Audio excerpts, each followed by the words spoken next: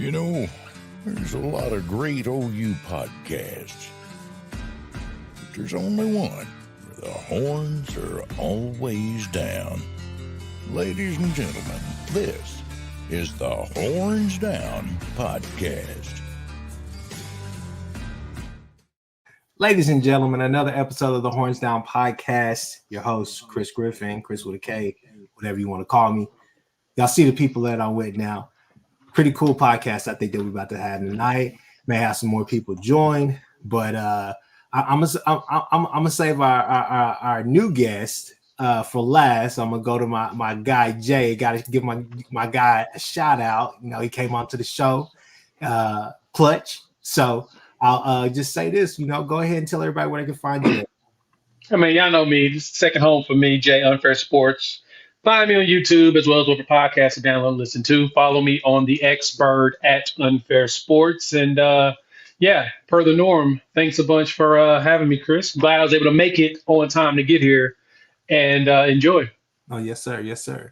So we got Barry with us as well from the Barry Mack Show Twitter space that you guys hear Mondays, Tuesday. It's always a random day for me. I don't know. I can't ever keep up with my calendar. It's Monday or Tuesday typically. Exactly. So Barry, go ahead, just tell everybody where they can find you. And if somebody for some odd reason doesn't know who you are, go ahead and let them know. Yeah. So I got hooked up with Damian Mackey, former Sooner, 2000 national champ.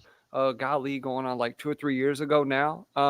Actually got hooked up with him, working with him to try and we were going to trim him down a little bit, get him back into some football shape. He was out in Cali and he was like, man, I need some help. Then we started the podcast, the Barry Mack Show.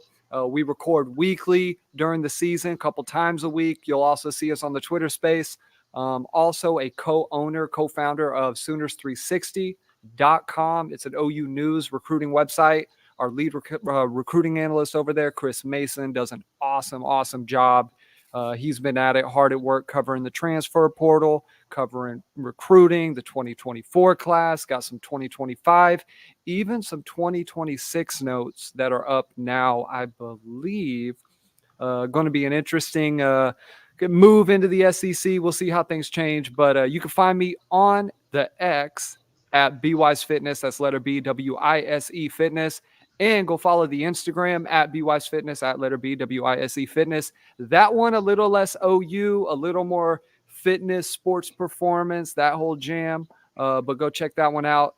On the X, though, it is almost all OU. Maybe like one post a month. I'll be like, all right, let's talk about squatting, right, or whatever. But mostly all OU over on X. All right. So let's jump into it. So for tonight, you guys already know Alamo Bowl is going to be played tomorrow. Got some other topics we're going to talk about as well. So Barry, I'll give you the floor first, and then we'll go to Jay.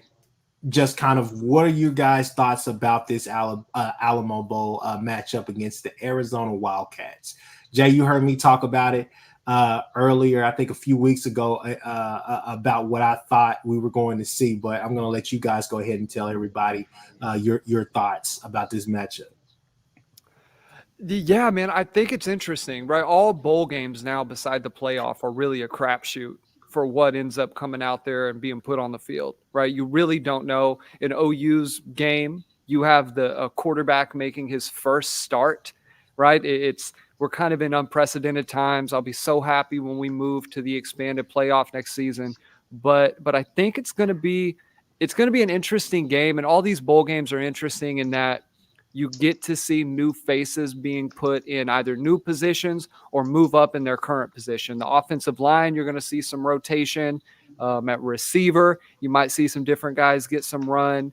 And with the transfer portal, man, it just makes everything so there's so many unknowns leading up into these games now that even like doing the spread, it's hard to even put a number out there because you don't know what's going to show up.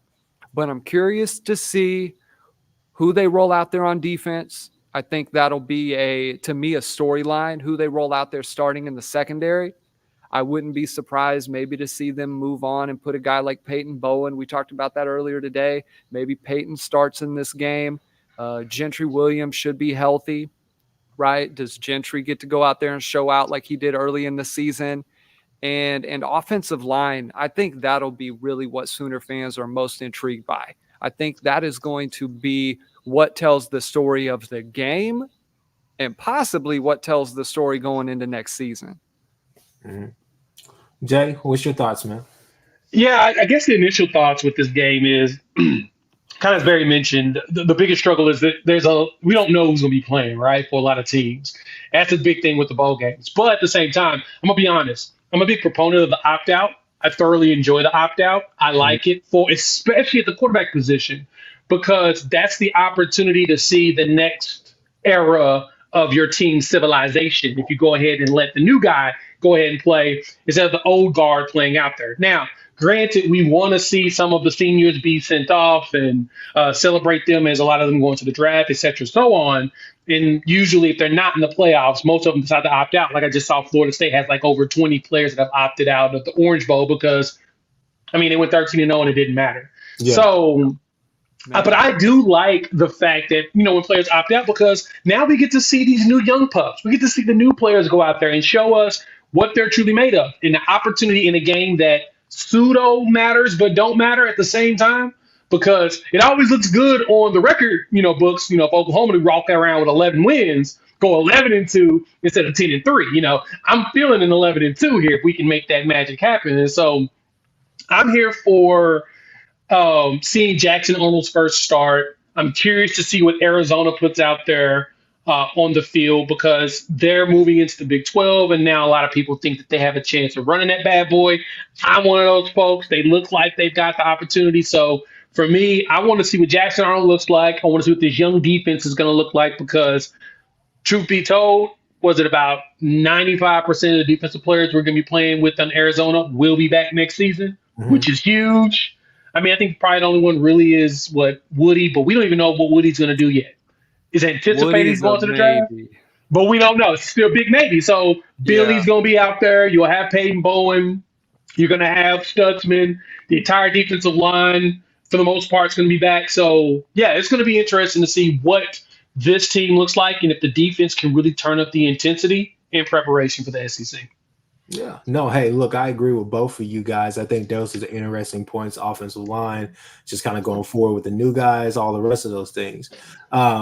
I'll just reiterate some points that I made on an earlier podcast, guys. Go back and watch that first Alamo Bowl preview. But, I mean, in my honest opinion, man, this is a really good matchup. Offensively, they are – how should I say this? They have UCF principles or tendencies, but – kind of a base offense, like a how should I say this, like a TCU almost, is kind of that would be a good comparison as far as what you saw that last game, simply because they love to live in those trips. They love getting those trips out there to the left or to the right. They will run screens out there. They will clear guys out. I mean, they will give you different types of looks. You're going to have to. They like to get vertical as well. They like to throw the ball. They have two good running backs. I'm not going to call them premier running backs, but I'll say they're two good running backs. But I think our defensive line, some of those younger guys, PJ, and I would say Ethan Downs as well, but I would say R. Mason Thomas, if he's healthy, we should be able to get pressure on the quarterback. I'm not sure if I don't. I think Coop had a great comp for him. He said, "Hey, man, he's a guy like he's like a poor man's version of Kyler Murray without the legs, right?" So their quarterback, he's solid, man. He will dice you up. He loves to dice you up. He dices up zones, and we've been bad at zone, right? Yep. So it's gonna be a good matchup. They're gonna try to take advantage of our aggressiveness, just like every other team has done and tried to do all year. But, you just have to take away the cute stuff. I think that they're going to come out here and they're going to do ring around the posy like the Chiefs and all the rest of that or whatnot. But when it comes to just playing straight up football, I think they're going to try to run a lot of their base stuff against us, which they should, because, I mean, you are what you are at this point in the season. But I don't necessarily see them trying to add too many wrinkles to the fold. But it's going to be interesting. It's definitely going to be interesting because they're going to be amped up to play this game. Then defensively, it's and correct me if I'm wrong, because if my memory serves me correct, it's a 5-man front, right? I believe it's 5 minutes. Yeah. And I was looking at the numbers. There's some ridiculous percentage of how often that I can't remember offhand how much teams run versus throw against them. I'll look it up while we're on here. It's an absurd. Basically, I can't remember specifically. I want to say teams almost exclusively avoid running the ball against them. Yeah. And I'll be honest, I haven't watched a ton of them other than a handful of games. I watched the USC game. I watched, oh my gosh, who'd they play early in the year? And they're solid. They're good. Were they 9-3, right? I mean, they're coming in there with that. They've obviously flipped that thing around, but OU should have the talent to man up and whip them once they get past some of the cute stuff, the window dressing early on. Yeah. But I don't foresee this being a game that goes beyond, the third quarter, late third quarter, but you never know with these kind of contests. Yeah, I think what jumps out really too, when you, as you may mention, Barry, that they do run a lot of 5 men on the line.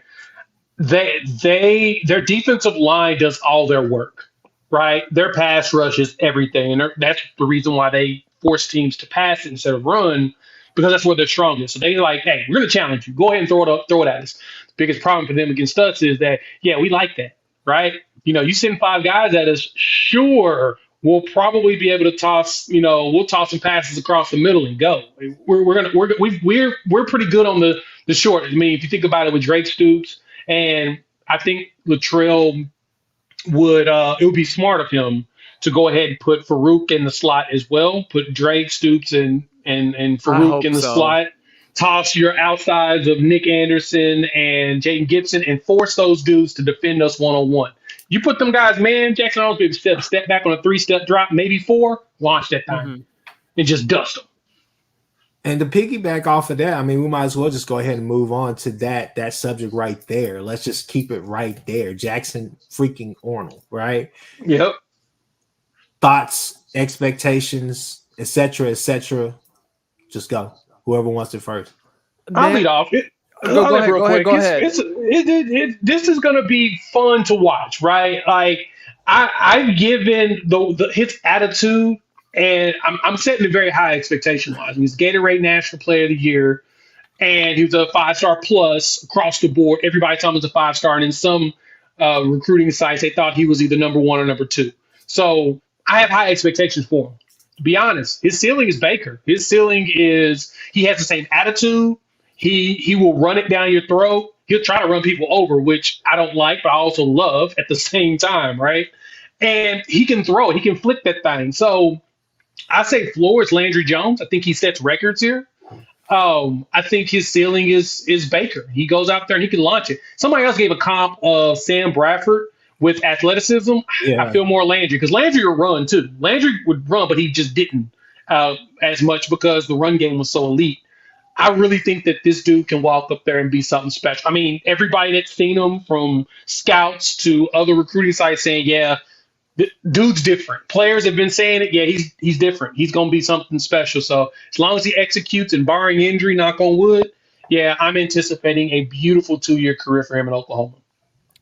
Well, if you guys don't know, over on our site, myself and Damian are infamous, I will say that, for the Jackson take. I don't know if you guys were around for our early season picks. We had him assuming the job by like 4th or 5th game.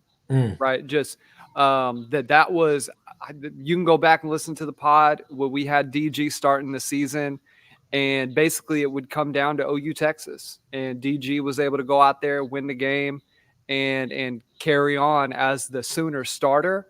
If that game goes different, who knows? Does OU maybe shake things up and go with Jackson? I think, personal opinion, he's going to be one of the best to come through Oklahoma. He has phenomenal feet. I actually think he's more athletic than a Baker. I don't think he moves as Baker. He did so much phenomenal stuff in the pocket and had so much explosiveness and agility when it came to eluding a pass rush. And he was just strong. His build was perfect for a guy who plays a game like that, in the same way that Kyler's build was perfect for a guy who plays the game like Kyler played.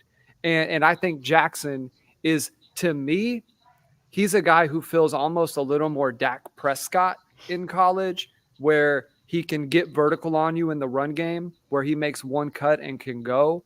But passing the ball, my opinion, it's not even a contest. Well, with DG, the middle of the field throws were better this year, but it's almost non-existent.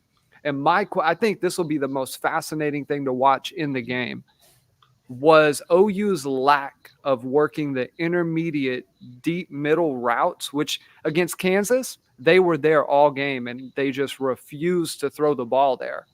The couple throws they had, I want to say they had one to Nick Anderson, they had one to Drake, and then they picked up good yardage, but they refused to go there in multiple games. So my thing will be, was that a Lebby thing?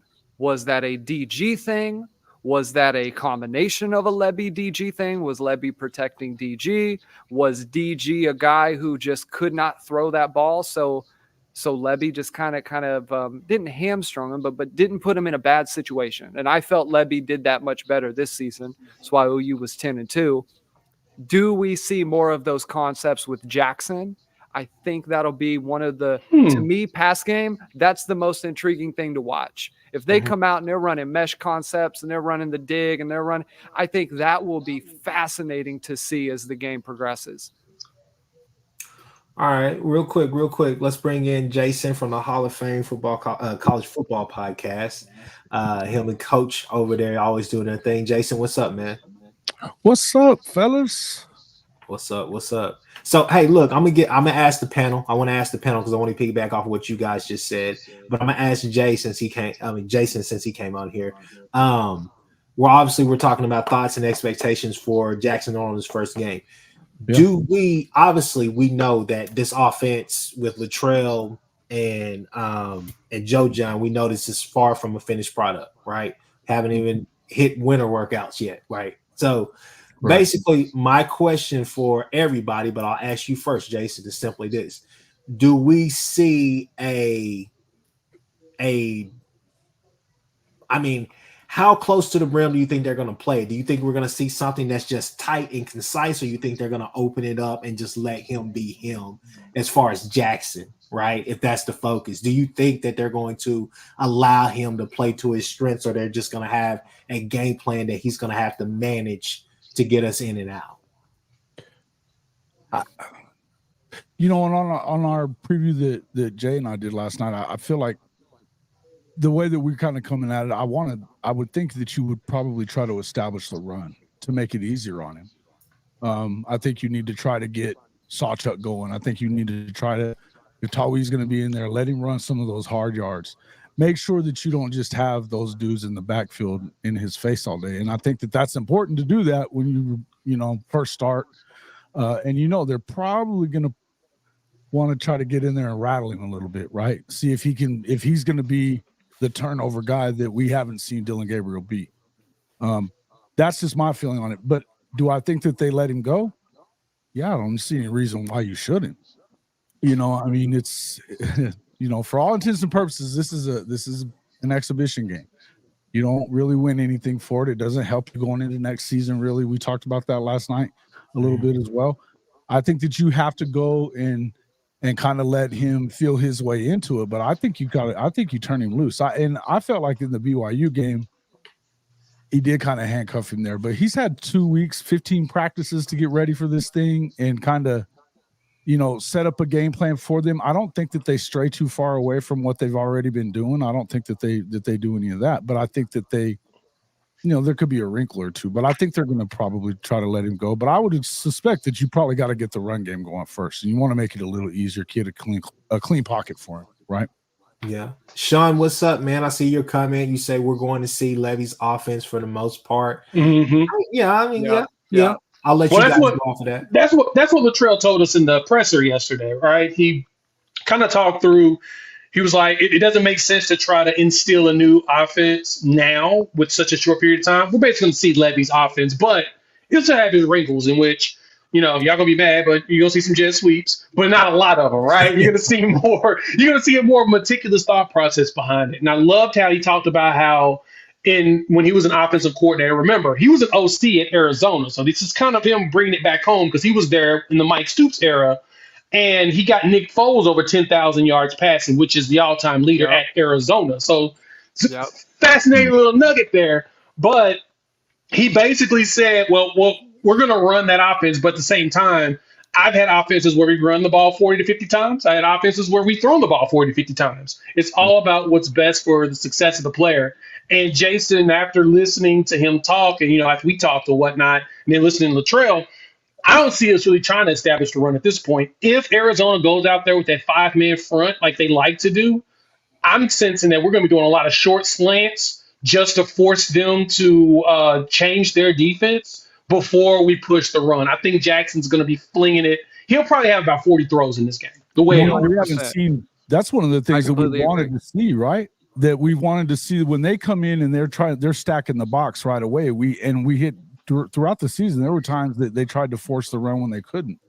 Right. You can get to the run game by starting off with the pass too. So if that's what's going to happen, then that's great. But I think that you got to run the ball a little bit.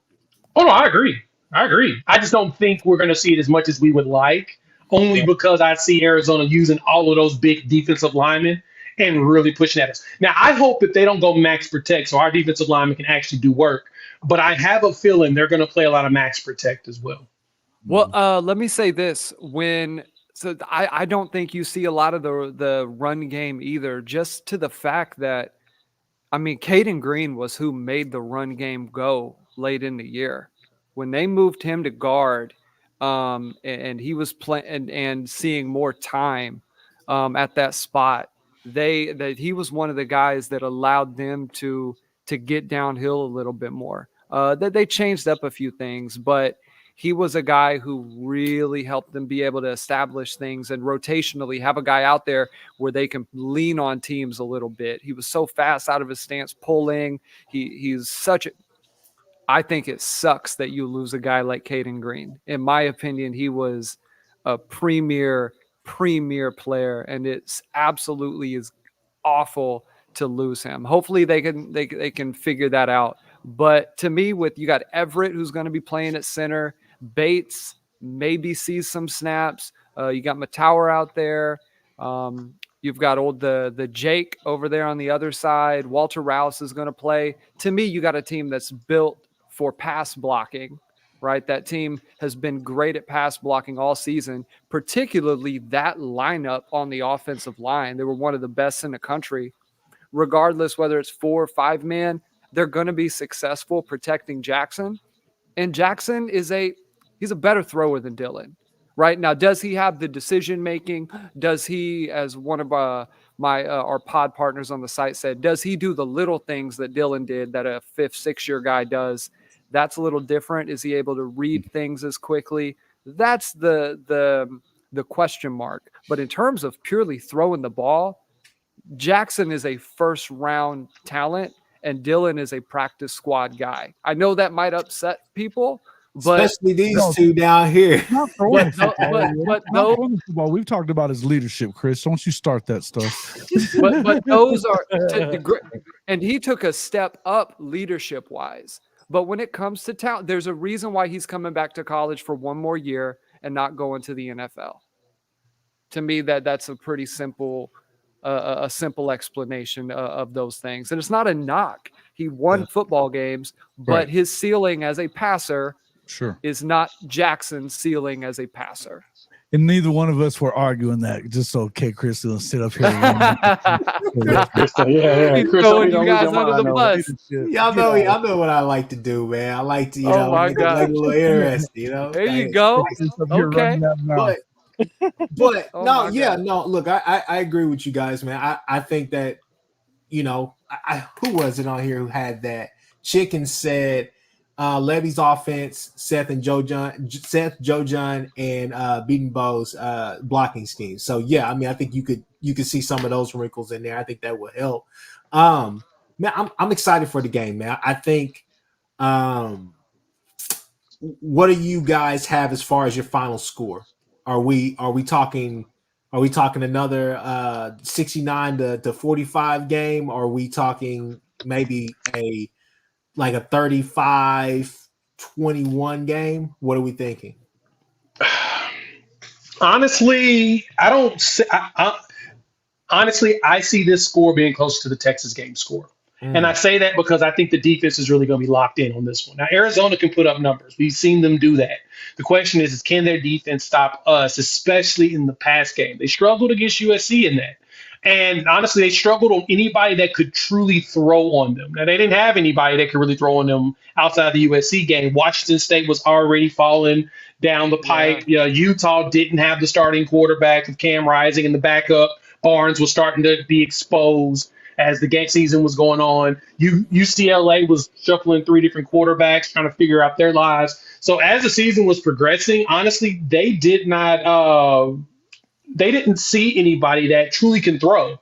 Now they're going to get that. So the question is going to be, what can they do to stop the pass going into the rest of the season? I see this game being close. I'd see 30 something to, I was saying, because over under set is 60 and a half right now. I was going under. I was thinking like 31-24.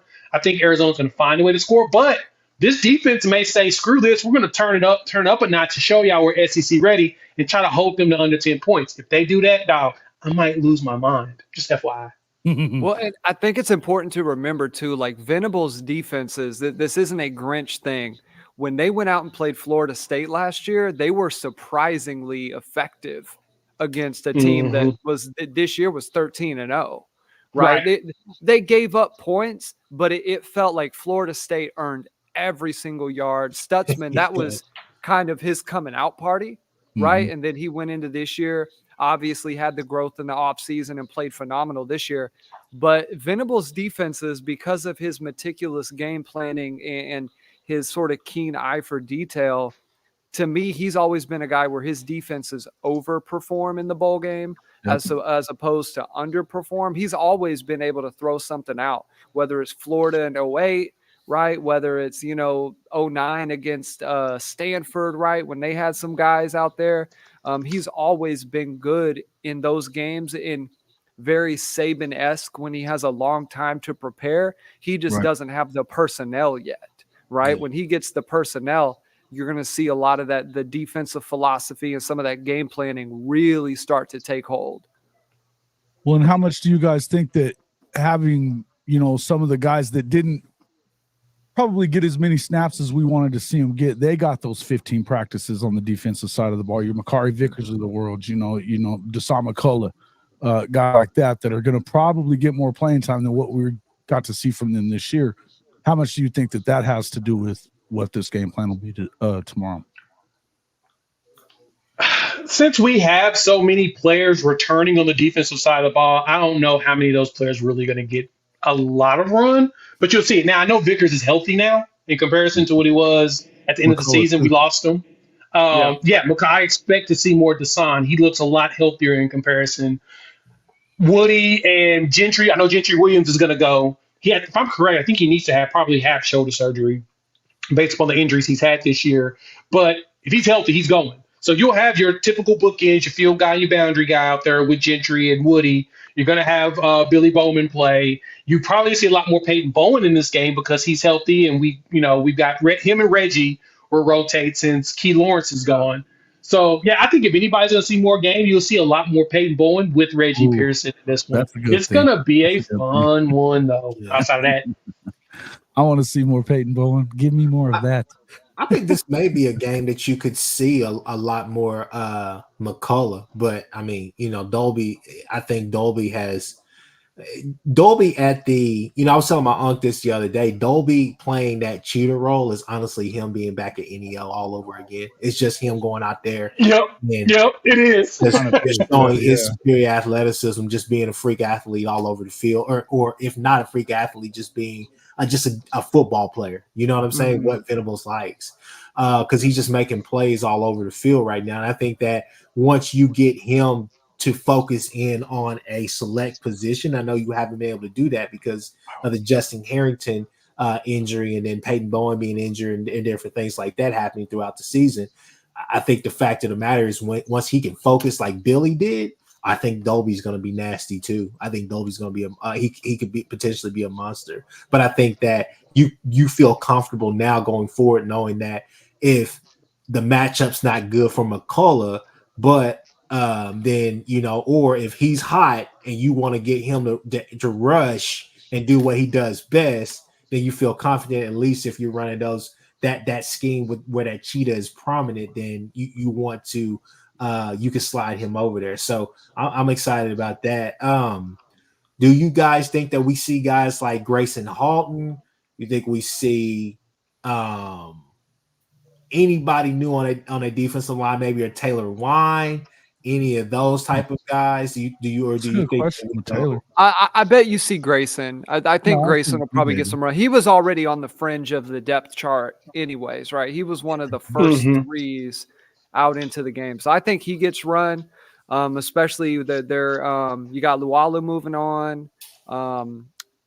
You still got Terry though. You still got Terry and Lacey. Yeah, they're both Terry back, and Lacey. So I think, and Grayson is still, when you watch him, and this is me kind of going off the back of D-Mac's opinion more so than mine, he still is raw technically and still doesn't know how to play with size, right? When you watch a guy like an Isaiah Coe, a Dejon Terry, even a Jacob Lacey, they play so well at that size. And this size is still very new to Grayson, right? He put on the weight in the offseason. He had to. He's a really good athlete who is not there yet, right? And to me, that's the difference between the players that Venables is bringing in versus the players in these previous two recruiting classes, is he has some guys like an Ashton Sanders, in my opinion, a guy like a Marcus Strong, who are right on the cusp, but they needed a full year of red shirt development, lifting, eating, learning the game, all that stuff. So, man, I think defensive line-wise, I think this is a contest where Ethan Downs probably has one of his better games. He's been really good all season. I think, man, Dason is on another level than a lot of guys that they go up against. His speed has never been great from the edge, but he can definitely set the edge, right? He's grimy. Yeah. I think you talked about Dason. I think Dason is fringe all SEC next year, but I think he's a non-factor in this game. He's going forward. He's phenomenal. I think in the SEC and the football they play, he is what they need.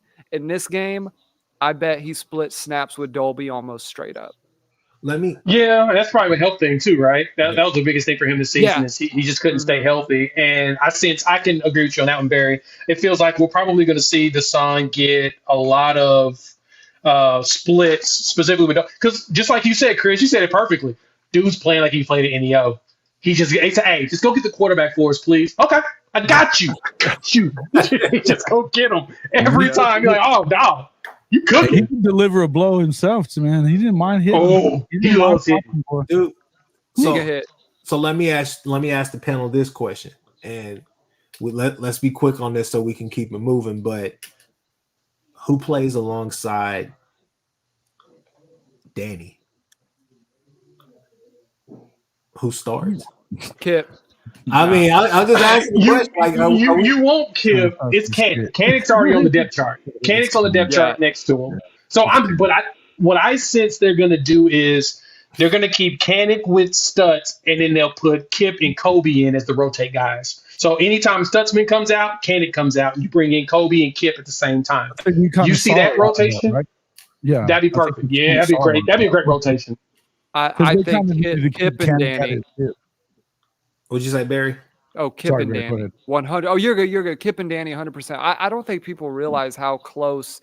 This is a little nugget of info, a little tea that we had.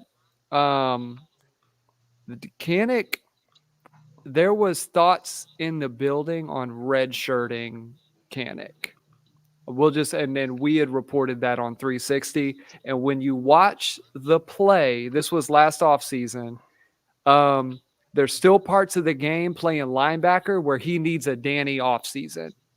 He needs a Stutzman level development of great athlete, phenomenal athlete, and another guy great going forward, side to side, maybe not so much, but he needs a Stutzman-like year of film and development. we've been saying that. I know that we've been saying that a lot. Is that, man? He just doesn't. He makes the same mistakes that you saw Stutzman making in the first year that BV was here. You know, to where he just made a lot of plays, but he made a lot of mistakes too. And so you need him to go through, and you need him to understand it by the time we roll into next season. He can't be making those same mistakes all the time. And that's why, you know, it's a good thing that I guess you could look at it two ways. It could be a good thing that Danny's coming back, or it could be maybe not, because then he doesn't have to really put forth the effort to learn the playbook and to learn where the scheme and where he needs to be in situationally, where, you know, he's it almost seems like he's dependent on Danny telling him where to be and what to do. And I think that you need him to step up. Now, he definitely has one more year, and maybe it helps him. Maybe it helps him with that one more year with having Danny, but you almost it would force him if he wasn't going to be back, you know? Yeah, well, and there's small things that a guy like Kip Lewis does because he's played linebacker. Me and D-Mac talked about this a ton. He played linebacker his whole career leading up to now. He is a natural linebacker, right? The way he takes on a guard, the way he moves his feet. There's a play, I think it was against I think it was TCU or BYU, where it is that I really focus on the performance stuff on my X and break down like not really scheme, but like how players are moving, what is effective, why a guy is effective at doing certain things. And there's a basic linebacker step that is coached at the most basic of level, where you're trying to get an angle on a guy and you got a back or a runner who is approaching, and it's a little shuffle, run.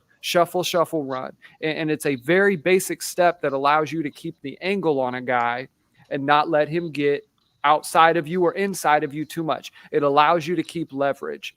And there's too many plays where Kanik just doesn't feel the space, and he doesn't feel, and he goes straight line forward, full speed as hard as he can, and is doing that because he's a good athlete, but he ends up being either inside or outside too much, and he just gets cut back on. And those are the kind of things that Kip does well, that Kanik still has to get dialed in. No, That's a good point. All three of us throughout the season, we've been saying that for the longest. I think that I mean, like I said, hey, Kanik has all the talent in the world, but putting Kip in, when he put Kip in finally, it was like a fresh breath of life, honestly, like for that linebacker position, because you just felt comfortable, and he was making. Sometimes I wondered why it is that we still had Kanik in there. Yeah, I didn't understand it at all. It was like, dude, what? Take him out of the freaking game. He's BV's guy. He's BV's guy. I understand that he loves him. But when Kip was outperforming him, but just plain and simple. It's a combination of that, and he needs the hands-on experience to be able to get to a Stutzman level, right? Yeah, the problem we've seen with Kanik is that he does things right, but when he does it wrong, he does it really fast, and he does it at like a high level of just wrong. Like it's bad or it's really good. Like there's no in between. It's amazing or awful. And so it felt like Venables, and so you said, Barry, that's his guy, because he did follow him from Clemson, basically. He said, look, I'm decommitting from Clemson, and I'm just going to walk on at Oklahoma, and so you got to make a choice. Either you're not going to let me play football, or you're going to let me play football. Right. And Venables is just like, crap, what am I supposed to do, right? Yeah. I can't tell the kid that I wanted, that I recruited out of Kansas, because I'm from Kansas, to not come to a school that's like, 8 hours close, 10 hours closer than where he was going to go. But for Kanik, he needed those snaps because he's only played it a year and a half. Mm-hmm. He needed those snaps, and it did suck in moments. When he got on, you're like, okay, you're good. But Kip is just ahead of him because Kip's played it. You know, him, Stutzman, Kobe McKenzie, same thing with Lewis Carter. They've all played linebacker through high school, where Kanik was a safety and a running back and a quarterback and a corner and everything but a linebacker. I think he played edge at one point too, which is really weird. How did they never put him at freaking linebacker? He is Austin Box of 2022. Yeah. No, wow. Without the linebacker experience. Yeah, exactly. Yeah. And I'll say this right here. his best game this season, and you guys may disagree with me, his best game was Cincinnati. He made some hands down. He made some plays out there that jumped off the screen to Yeah. you, just like, wait a minute, whoa. I agree. Yeah. He made some plays in that Cincinnati game that I was just like, dude, if you play like that the entire time, there's nobody in the country that's going to beat us or there's nobody that's going to run on us because y'all two stop everything. Because there were a couple of times where Emory Jones was about to get loose.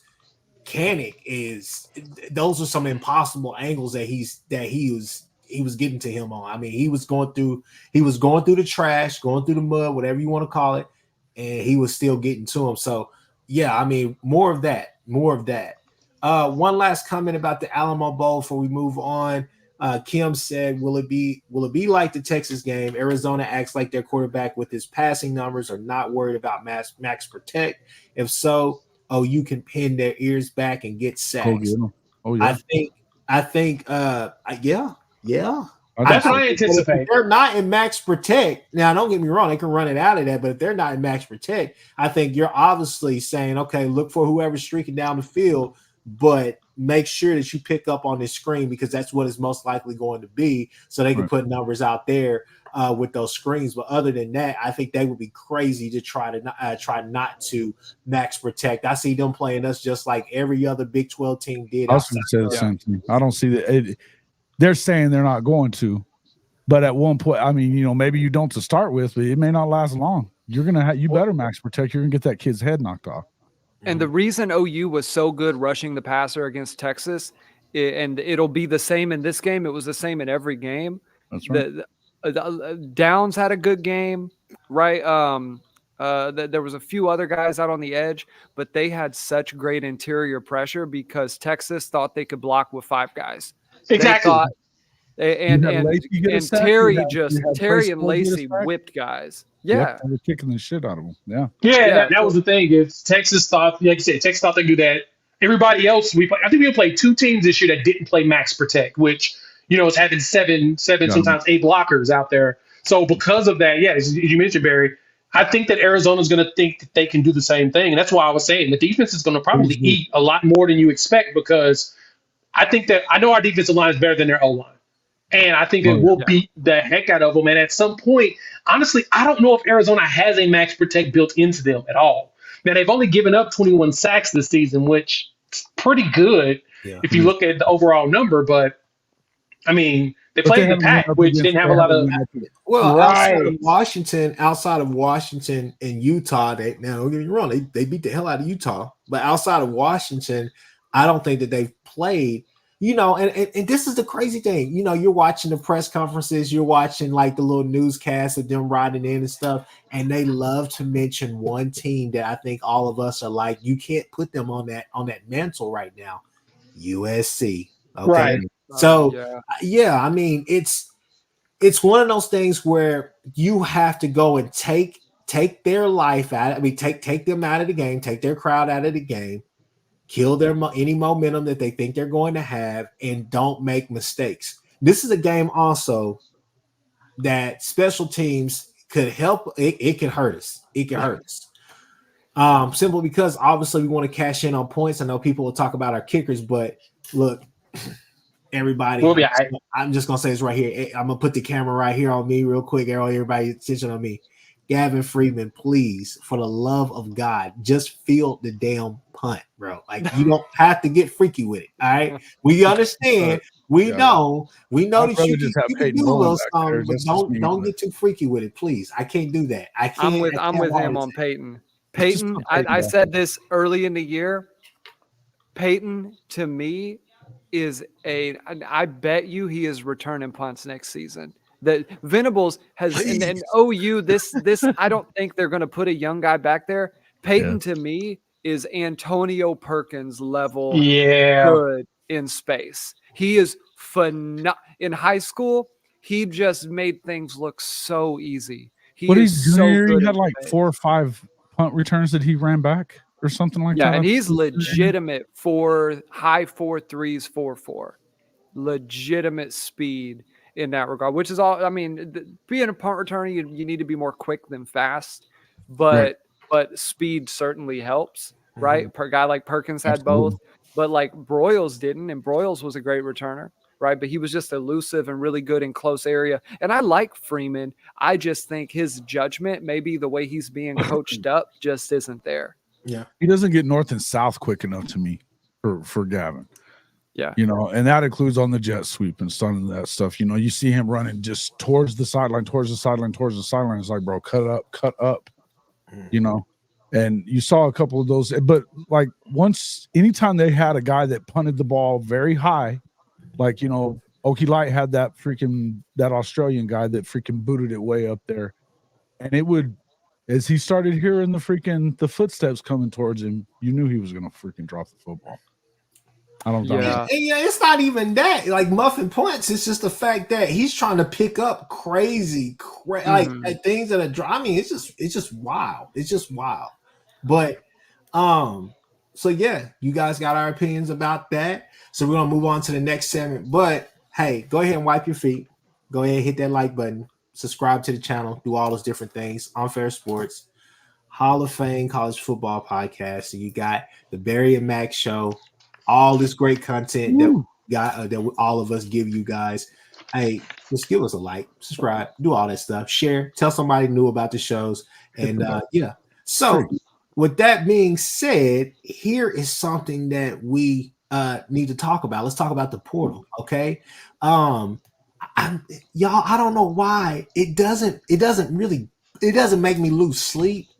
But it does kind of bug me about this McClellan thing because I just feel like, you know, development or whatever, if that's what's really important to you, NIL, wink, wink. If that's really what's important to you, I feel like, man, you would come and play for Ty Bates and you would be home. I feel like you got away from La La Land, not LA, but Florida. You got away from Disneyland. Let's put it like that. That's funny. Fair point. So what is it about Mizzou that makes you feel better? Yeah. I'll make it easy for you. Texas A&M. They're literally following the A&M book right now, right? Drake had a good year. He's already had an extension, but he had a good year. So now they're going to break the bank and try to be in win now mode.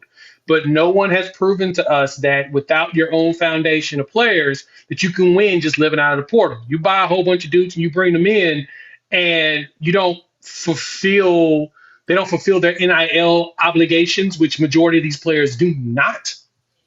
What does it look like throughout the season? Who's going to be disgruntled? Who's going to be mad when losses happen? Like the big thing is, I like Brady Cook. I think he's a fine quarterback. Is he going to win games for them in the SEC? No. I don't think he's good enough for that. And that's where their problem is going to lie. When they're going to have to rely on him fully in just his arm, the question is going to be, how that defense is going to feel that they're carrying this team, right? We saw what happened with A&M. They weren't very happy about a lot of the players. I mean, as the season was going on, they were slowly losing those dudes that they bought. I can see Missouri trying to do what Ole Miss is doing, in which neither one of them saw success because they don't have the quarterback for it. Well, I think college football is just like the NBA, right? If you don't home cook most of your talent, you don't win championships, right? And I think Venables knows this. There's not an NBA champion in the past 23 years, save maybe LA in the COVID year, where their best player was not a drafted homegrown player, or at least their two. You can go Golden State, the Miami Heat, you don't win it because there is an underlying culture piece to winning championships that you do not get when guys are on there going on basically mercenary deals, right? So we reported this over on 360 a little bit and kind of alluded to it. We had some info on the McClellan deal. Basically, OU said, here's what we're going to offer. Here's the situation. Take it or leave it. And you can go check more of that out over there. I won't go too into the weeds on it, but I think also there's a piece where is McClellan right now better than Terry? Is he better than Lacey? Technically, he's got more top end. Like he is a better potential player, right? His value draft wise is higher, but he hasn't panned out yet. And we don't know if he pans out. And even if he comes to Oklahoma, there's no guarantee with the guys they have coming in. Does he want to risk not playing and a guy like Jaden Jackson overtaking him, right, who I think will 100% see snaps next year. Does he want to risk having to share snaps with a David Stone if he's more of a 3-tech kind of guy? Like what? Well, I think that was a factor, and I think at Mizzou he's playing tomorrow, right? It's that kind of deal. I agree with you. I agree with you 100%. I think that, and, you know, looking at some of these guys, other guys that are in the portal, if they were offering him money and you know he's going to get to start at Mizzou, you know he's going to get to start there. So yeah, he gets an opportunity to go there. But I think that all three of your defensive tackle prospects that are coming in from the high school class are going to have an opportunity to play right away. I don't know that it's going to be a starting position, but they're going to get rotation in there, especially Jaden Jackson. The more that you go back and look at some of their film, this guy was eating a lot of double teams. And that means there's a reason why his stats were very similar to what you saw Stoney. If they double team Stoney, he was eating. If they double team him, Stoney was eating. They fed off of each other. And there's a reason why that Stoney worked really hard to get him to come with him. You know? Yeah, that's the one dude that he wanted to have next to him because of exactly that. And on top of it, for Cleveland, hopefully he has success there. I mean, he's a Tulsa boy, so of course I'm a root for the Tulsa boy to have his individual numbers. I want his team to suck, but I want him to have his individuals. But what did he really do at Florida to make you think, oh, I'm going to bring him in and he's going to take somebody's starting job here? So as Barry mentioned, who is he going to start over here? That's what I try to explain to Sooner fans when I drop videos talking about who we're looking at in the portal. You got to assess it as it's great to have bodies, but you don't want to cannibalize your locker room bringing in dudes that's probably not going to play. And then they get disgruntled, share their disgruntledness, and then they bounce. And you're dealing with a whole bunch of dudes in your locker room still disgruntled because this dude came in and he's not playing, right? 100%. That's something to keep in mind. Who are they going to surpass? Like, there's only one dude I want to see out of this portal, and that's Anton Junkaj, the dude out of Albany. I want him. He's an edge, and I think he would play here as an edge, no problem, as we're still developing young edges. And the good thing with him is he only has 1 year left of eligibility, which is perfect. Yeah. You don't want to bring in dudes with 3 and 4 years of eligibility unless they're truly better than the guys you have on your roster. If they're not, don't waste your time. And that's what it seems like Venables and them is doing. That was the Bothroyd situation. Right. I agree. Just a veteran. Sometimes you need veterans with a bunch of young players. When you have all those young players, you need a veteran presence sometimes. The good thing is this is their second year in the system. They know what the heck they're doing. I think they're ready for it now. And I still think that's why I was saying in there that I don't even consider DJ Hicks anymore. I don't even consider him because I think that first off, he hasn't left, you know. He hasn't left. He ain't in the portal, so he don't count. I want Hicks, full disclosure.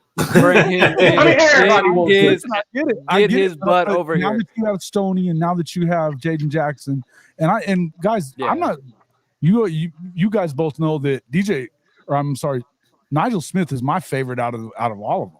I think he has the most upside. He's explosive. He's an athlete in a different kind of way. And he's going to be one of those guys that's going to get in there and you know, really by year 2. I don't know how much he plays in year 1, but I think that when you look at his size, he's already over 265 and 6'5". I think he's got an opportunity to get in and play some too. But I think if you bring in a guy like DJ Hicks, those guys are going to battle for playing time a lot. And I don't think that you really want that. If you're Venables and Todd Bates and some of those guys, I mean, I think it's going to probably you're going to see one of them end up in the portal. And I don't want it to be Nigel Smith. Yeah. Nigel's I got him kind of lower on the chart. To me, it goes, how did I put it the other day? It goes David, Okoye, Jackson. I was talking more the tackles, though. Oh, just inside guys? Yeah, I mean, when it comes to interior guys, and I think Nigel has some flexibility. I think with Nigel, you could do some different things, right? He's a perfect guy in like a 30 front, and you put him like that is what they haven't had, and that's why people have just totally crapped on them whenever they roll out that 3-man front is because they do not have the bodies yet that Clemson rolled out there with your Dexter Lawrences and your Shaqs. Like those guys were just monsters. and you don't have those bodies yet, and now you do. So now you can see some better flexibility there. No. I think to add to that too, if any of them on that list, like we know David Stone's gonna be great. He's one of those dudes that's just built to be great. When I stood next to him and looked at him, I'm like, yeah, dog, you're a pretty big dude, and it looks like you have the ability. But the one that I think is gonna jump off the screen is gonna be Okoye. I feel like he's Will Anderson.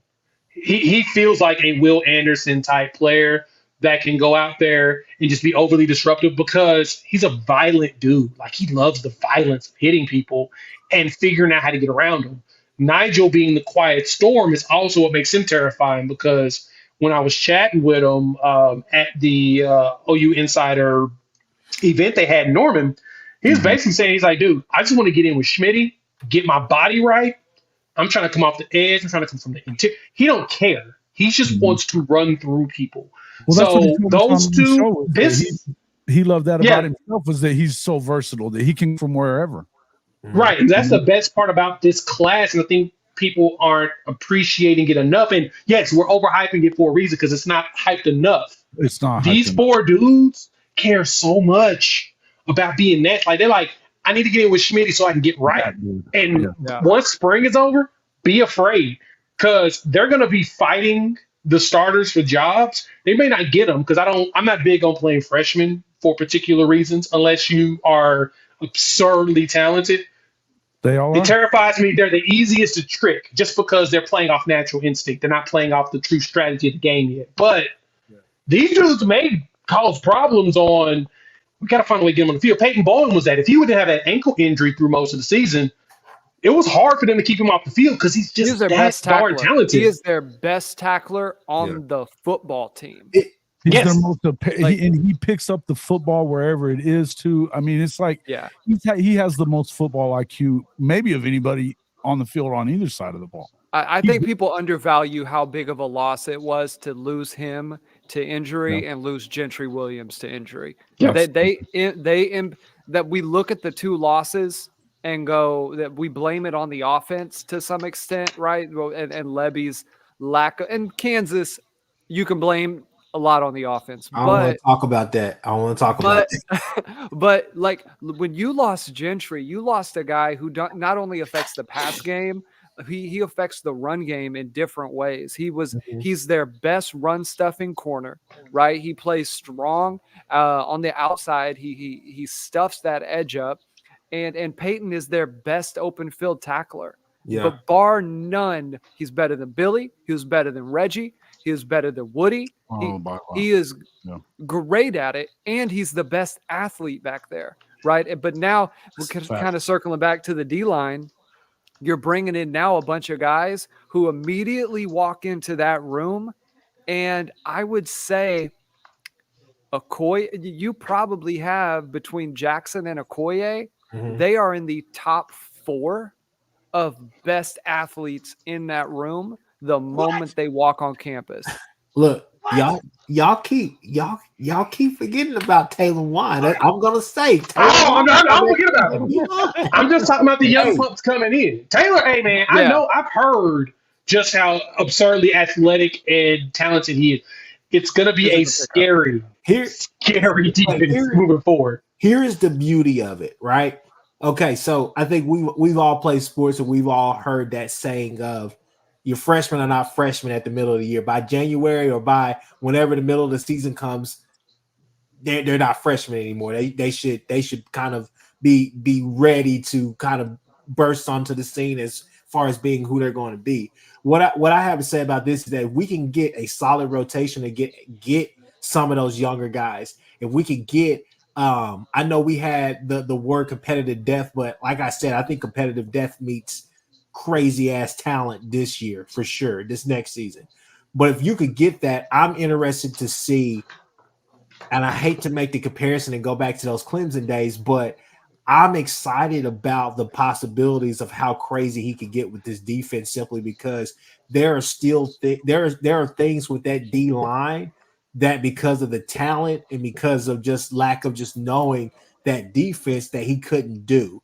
I mean, come on, man. I mean, he had that D line. He had those D linemen. Not only were they running 3-3-5s and stuff, but he had those guys peeling back with running backs, chasing them, doing different things like that. As far as being active in the pass game as well. I mean, he had freak athletes. Shout out to Ty Hayes and Round Table Sports. Follow, like, subscribe, do all those things. Ty said it so many times. He said, "Hey, man." Oh yeah. From going 6-7 to this year, Ty will tell you, he'll be the first one to tell you, I don't care about the record. I'm telling you now, when Venables' defense is humming and he has these freak athletes playing, he will put a freak athlete out of position and make him look like he's all world. Like I'm it's so many different things, so many concepts that this defense still has. I think they've only hit the tip of the iceberg. They haven't even really figured it out yet because there's so many different things that the D line, whenever he has the guys on the D line that he really wants out there, they open up so many possibilities for the back end of that defense. What? Man, if you watch I love that point, because if you watch how he utilized really the best athlete on the interior, which was Jonah Laulu, if you watch the stuff he did with him in terms of having him cover in the pass game, they did some of the zone blitz, and he's athletic enough to make that work. The other guys just aren't. When you have 3 to 4 of those types of guys on the defensive line, but who are better, right? Jonah's good, but he's probably maybe he has a cup of coffee in the league. Maybe he's in the rotation. He should have gotten with these guys a little earlier in his career if he wanted to have. Yeah, I think. Yeah, but to me, that is the sign of what's to come. What he was able to do with him in spots. Mm-hmm. Is the sign of where this defense will eventually go in the future. And I think it's going to have a chance to be far better in the SEC. This maybe not a popular opinion.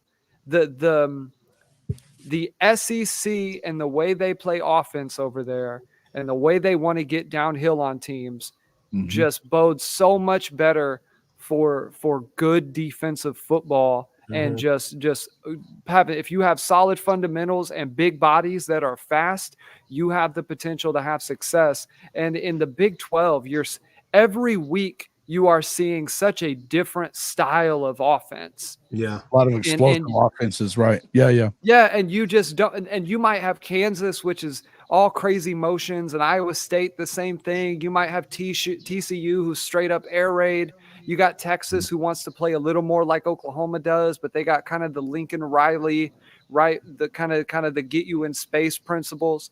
Yeah. So in the SEC, a little bit less of that. The flip side is the talent level has an uptick, and that's where you got to have the bodies to be able to do it. Mm-hmm. Yeah, no, I mean, I think all three of us have said that, man. We can't wait to play the SEC schedule simply because of the matchups. Outside of somebody like Lane Kiffin, obviously, if you were ever to run into Levy, you're not going to see offenses like that an awful lot. See them do, you saw Tennessee do what Kansas did to Alabama. You saw what Tennessee did in the Alabama game as far as doing what Kansas did to us, is coming out there showing this, and then all of a sudden they're just rolling out to this whole new formation, trying to take advantage of that aggressiveness, that just downhill speed of OU. So, you're going to see that in the wrinkle. Obviously, Tennessee, I would put them in there as somebody who would do something like that simply because – I think Josh Heupel with that offense to beer and shoot. I mean, you see that, but 9 times out of 10, when you go and play the LSU's, the Alabamas, teams like that, no, they're not going to get cute with it. They're gonna try to run it down your throat, and they're gonna try to pass it on you. So I mean, it just kind of is what it is. So I'm excited about the SEC matchups, honestly, and I think we should fare well against those matchups. And I think that you are going to see some of that early on in the season because of the non-con play. So we will see with that. As far as just this, we'll end on this right here because we've been at it for about an hour or so. But just as far as just like regular recruiting, just straight up recruiting, what do you guys think about McKinley? What do you guys think about possibly Bussy? You think those doors are closed? Do you think there's any like hidden gems out there as far as guys that we can circle back and get like we did with Taylor Wine last year, or just kind of your closing thoughts on that? I'll go first. I think Bussy is probably closed, just based on the previous relationships, based on how that whole recruitment sort of manifested itself, and my guy Kchris at 360 knows a lot more on that than I do. McKinley is interesting. We said a while back that OU was not out on the McKinley deal. We said this back in, probably October, November, right? When a lot of people said it's pretty much done. They were still in McKinley's ear. And I'll say this, I think if they get McKinley, he's the best of all of them in terms of top tier NFL, top 5 pick day one guy. He is all that and a bag of chips, in my opinion. Nope. He comes in built darn near ready to play as well. So I think McKinley's interesting. When A&M lost their coach, their DN's coach to Syracuse, which he was the primary guy keeping McKinley in the fold and really keeping all those guys in the fold. You lost him, things got interesting. So I say that to me is the one to watch. Outside of that, I think they got exactly what they needed, went 27 for 27. I think that's the bigger story, is that they every year, I think we said this on our signing day special, every year BV has gotten a little better with nailing down that early signing period and making sure the guys he wants committed, commit then, and you're done. And that's your class. Right. And I think McKinley is definitely the one that you're still in on. We know that I guess you could see him go to Texas, but he's not going to LSU, folks. He is not going to LSU. They pissed off his mom something fierce early in the going. By the time the Champion Barbecue rolled around, they were off of LSU. That ain't happening. So if he's leaving A&M, OU has a good shot. And I know that his mother loved OU, and she has a lot of pull in this. There's no two ways around it. You start thinking about Williams-Nwaneri, who was in charge of that recruitment, his mama, and mama's in charge of a lot of stuff. She loved the connection. She loved the soul mission. I think that they're still in on that. And I know for sure that the guy that I know down in Louisiana that has told me from the get-go that LSU is out on McKinley. There's no two ways around it. All right, we'll see. I'm thinking that of course the McKinley train is still going. Bussy out. I'm assuming he's going to end up at LSU with everybody else there.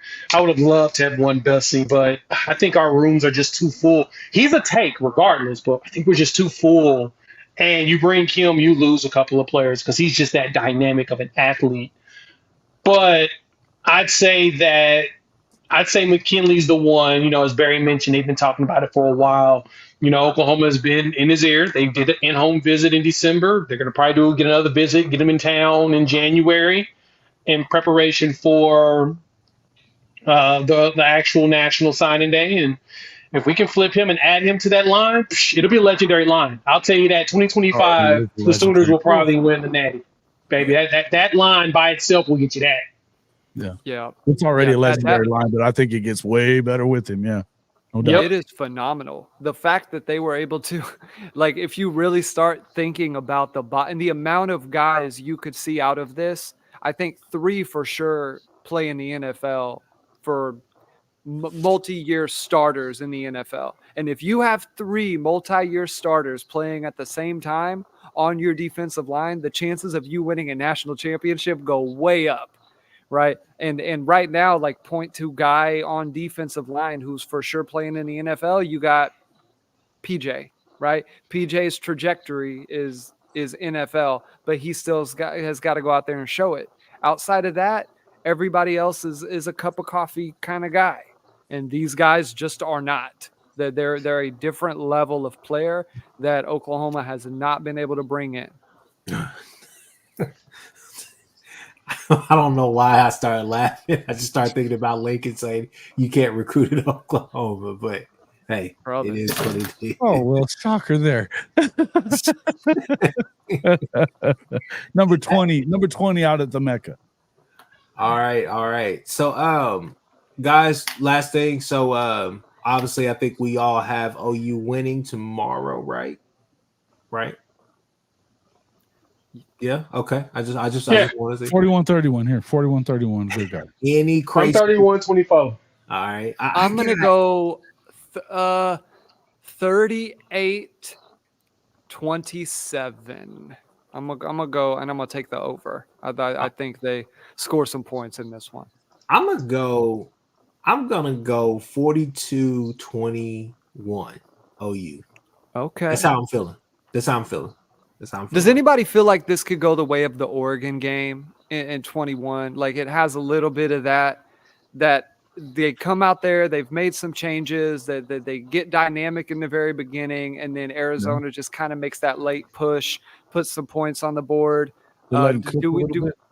Yeah, like it almost feels like this game feels very similar to me in terms of just the emotional side of where both teams are. I think Arizona comes in better than Oregon. Oregon had so many guys out. So at Arizona is a little more full throttle, ready to go. So it'll be interesting. Well, with that being said, after the game, Jason, are we aiming for a late pod tomorrow? Been meaning to ask you, bro. But yeah, I'm ready to. Okay. Well, hey guys, we'll put a tweet out for that if we do decide to go on late tomorrow night after the game. But as you guys know, that is the end of this podcast. But before we go, got to give the panel a chance to tell you guys where you can find all our content. Jason, we'll go with you first, Jay, and then Barry will let you have the last say. Jason Watkins, Hall of Fame College Football with Jason and the Coach. You can find us at CFB-pod right here on YouTube. Over on Twitter at JW_HOF. And right now over there on YouTube, we have our preview, me and Jay, for the game tomorrow as well. So get over there and check that one out. Thanks for having me on, bro. Appreciate you. Jay?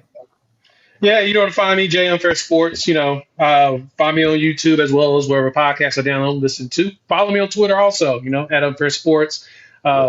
Looking forward to getting back to it once these is all over, the holidays and everything's done. But Kchris, as usual, thanks a bunch for having me, bro. I appreciate you. Barry? Awesome. You can find me pretty much every week on the Barry Mack Show. Myself, former Sooner wide receiver Damian Mackey. We get out there and we try to podcast like champions. It's good content. Promise you guys will enjoy it. Sometimes we get a little hot takey, especially early in this past season. Also, Sooners360.com. Go check it out. You can find me on X at BWise Fitness. That's letter B, WISE Fitness. Instagram, same thing. And quick plug, if you guys are in the Tulsa area, January 6th, at my gym at 101st and Sheridan, we are doing an event called Deadlift for Autism, and we are raising money for Autism Oklahoma. You can go check them out at autismoklahoma.org. Folks who don't know, I work with a lot of kids in the fitness realm who are special needs, autistic, and we are trying to show that this is an inclusive endeavor, that anybody and everybody could pick up a barbell, can go out there and run and sprint, and we want to be able to show that on a day. So we got people coming out. We got world-class champions powerlifting. We got some of my power lifters coming out lifting. We're gonna have some 500, 600, 700 pound pulls. I would imagine it's gonna be cool stuff. So if you were in the Tulsa area, if you either want to lift, and it's $50 to lift as a donation, it's a $5 drop-in. Part of the proceeds are going to benefit Autism Oklahoma, or if you want to make a separate donation, autismoklahoma.org. And you can do that here on the day of, or if you just want to go to their site and do it, please do. It is a fantastic organization. All right. So with that being said, we're going to have the spinning wheel of death, and